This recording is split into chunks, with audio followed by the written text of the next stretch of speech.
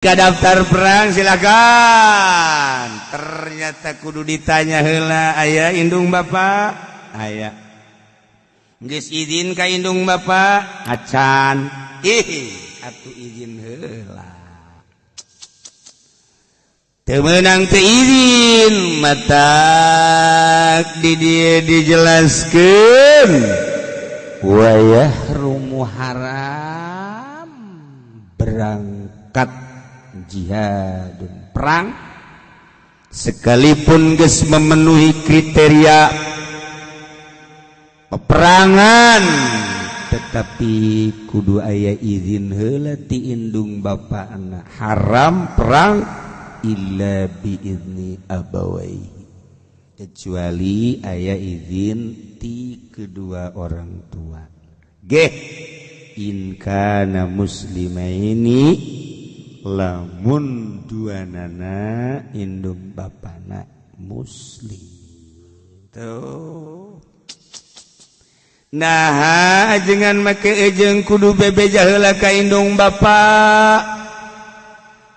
Urang tarje heula cek santri mah pan ai jihad mah hukumna fardu kifayah.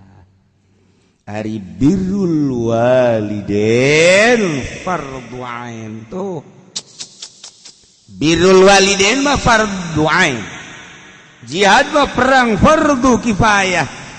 Banding-banding ku urang antara fardu kifayah jeung fardu ain, masih luhuran fardu ain, maka atuh wajib kudu aya izin ti indung bapa. Ulah sadaek-daek ibirul walidain.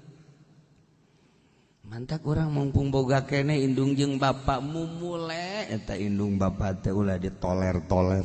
Insyaallah karim.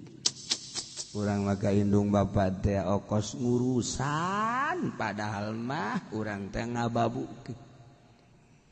Anakna diurus ku indung bapana beuh ti mimiti SD, SMA. Pohara datang ka kuliah. Alhamdulillah ayeuna teh geus boga predikat insinyur. Masyaallah. Nu dokterandes bahkan geus lain S1 2 3, S lilin segala. Nah, dikawinkeun di urusan ge ada jeneng lah ayeuna. Atuh proyek anu si eta nu ngurusan, proyek anu si eta nu nyekel pohara. Jeneng jadi jelema teh mah lah daripada emah di imah cicing bae mah jeung abah maning ilu bae jeung kula alhamdulillah geus kabangun imah yeuh. Jasaki mah alhamdulillah imah teh kamar geus. Nah ku ari mah emah cicing bae di mah bari ngurusan anak mah.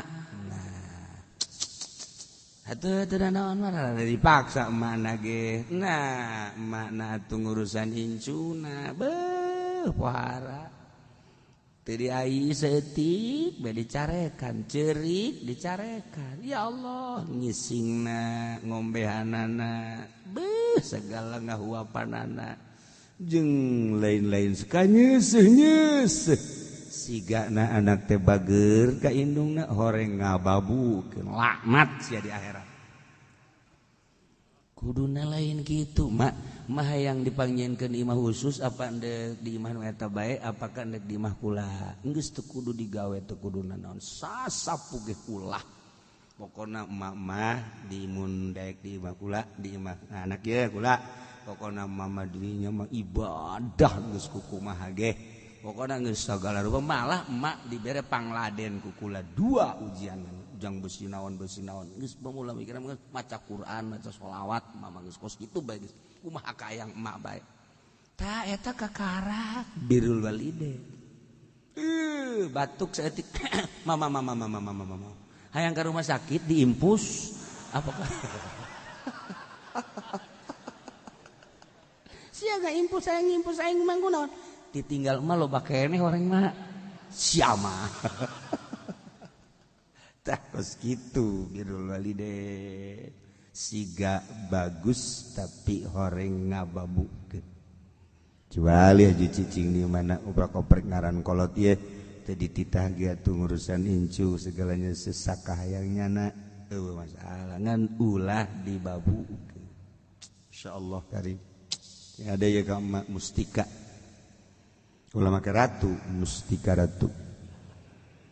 Dina hiji riwayat aya hiji jelema budak datang ka Kangjeng Nabi lapor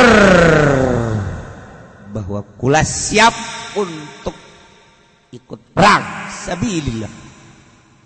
Ku Kangjeng Nabi ditingali awak nama hebat permainan geus dites bagus ditanya laka walidan anjeun boga indung bapak qala cek manehan naam buah tu gaduh keneh kieu bae cek Kangjeng Nabi fa fihi ma fajahid cicing urusan indung bapak nah lamun geus urusan indung bapak eta statusna kos kitu ge sarua perang keneh ulah-ulah belu perang lamun geus birrul waliden eta statusna perang tapi lamun geus boga ridho indung bapak mangga tuh ka indung heula apa lah bebeja masya Allah kurang kumaha Kangjeng Nabi ide jelema datang ke Kangjeng Nabi daftar perang cek Kangjeng Nabi ala kawalidah anjeun boga indung gola naam ini saya cek Kangjeng Nabi pantalik ilaiha fakrimha fa innal jannata tahta rijlaiha balik baik ka ditu ka imah urusan emak sebab fa innal jannata tahta rijlaiha surga aya di bawah telapak kaki ibumu. Oh nya gegeuraan bae balik di deuleuan mana sorga mak? Coba mak mana? Tah deuleuan telapak. Nah naonan sia cek mana? Cenah cek Kangjeng Nabi sorga di bawah telapak kaki ibu. Jeje anu aya mah rorombeheun ieu mama.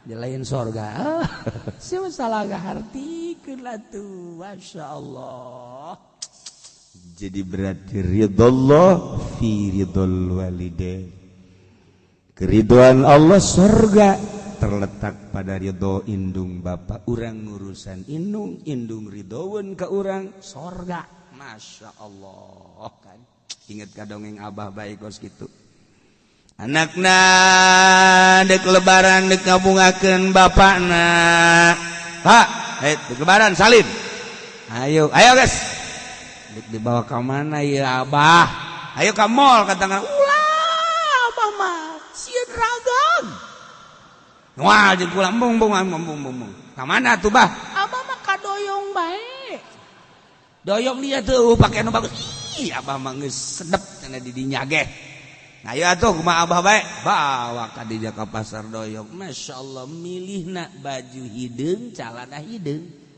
asa kitu berarti tukang pencamanan gitu ge nah bah nu bagus atuh geus abah mah sakiki sampingna bilih tah bah deuk sama renda tah aljupri tah nah dieu tah gebeng tah naon henteu abah mah gajah depa bae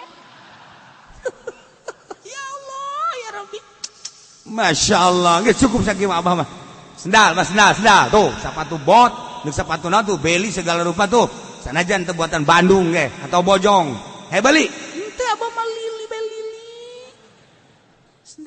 sendal lili si basaki abah mah masyaallah hai guys beli kan kaos jangan mah geus 77 ge geus bagus jasa cekan masyaallah nah bawakan ka imah bungaheun jasa ya Allah anak ka ieu bageur caknya bunga 50.000 ngomong bageur coba kamari ieu 10 tahun ka tukang anakna ku kolot dari bae sia lebaran bawa ka doyongnya mall ka doyong mah mana mall ji atuh abah mah teu jauh ka mall geus abah mah duitna bae ka dieu duitna bae mah sia 50.000 tibati 50.000 naon 5 juta bah pakaian 5 juta be itu zaman aku hari mah ba lepis 1,5 juta kaol dor 1 juta teu nyahoun abah mah dor kaos masya Allah naon deui atuh sapatu sanajan beli Bandung ge eta teh kan kudu 500.000 hitung ku abah hitung ampun si ampuh harajasa tah 5 juta ongkos nambah amok kolot maka anak jutaan anak maka kolot 50.000 ge paus pohara jasa eta tapi eta ku bunga kitu sorga anak aing alhamdulillah aing teu sia-sia ngadidik anak insyaallah ya baju calana di beja-beja di kabatur tuh anak aing mah geus meulikeun baju meulikeun calana soleh anak aing padahal tilong salat soleh sial tak kolot goblok tilong salat jadi soleh-soleh tah ieu kolot katarimakeun jasa surga ya Allah ya Rabb babari nah ieu Kangjeng Nabi ummuki indung heula ummuki indung 2 kali umi tilu kakarak ieu ge pantalik ilayya Fatima fa innal jannata tahta rijli bagi nu barokah keneh indung bapak wahai para anak aya keneh kesempatan jang neangan surga melalui birrul walidain dele baik urang bapak urang sok barokah naon ya kecil kalau nyawer kalau gentong tuh penting nyawa jinggo aya geus jarum geus dele urang kopi ya sampai sedan gelikeun wae kapal petus wae sia eleh wae sedan ya ya Allah ya Rabbi geus barang datang Assalamualaikum Waalaikumsalam ya sia ya heeh bahtah rokok kopi gula geus rupa-rupa di di Samsu gudang garam sabungkus tapi saya beli kopi yang abang bagus amat ngarang ge kakolot atuh ayo tah saya beli rokok rupa-rupa amat mana abah sedep isep geus kula mangusek lese-lese kadang sambil datang Masya Allah tilu kali tak Masya Allah barang kau 4 kali mah baik kunci gudang ke mana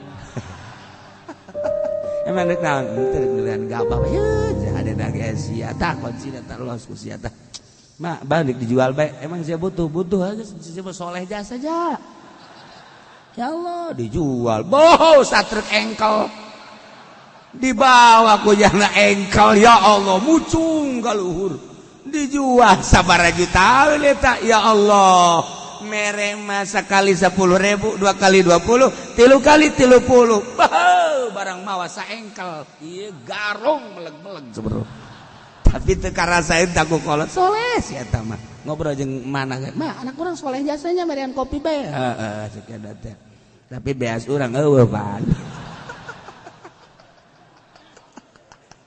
Abah bisaan we eta dongeng ya Allah inget we eta kurang dongeng abah eta orang teu jauh ti karari itu bener jasa eta bisaan teh budak deui nya ngolok nanya barang geus ngajual gabah mah leng 5 bulan teu datang-datang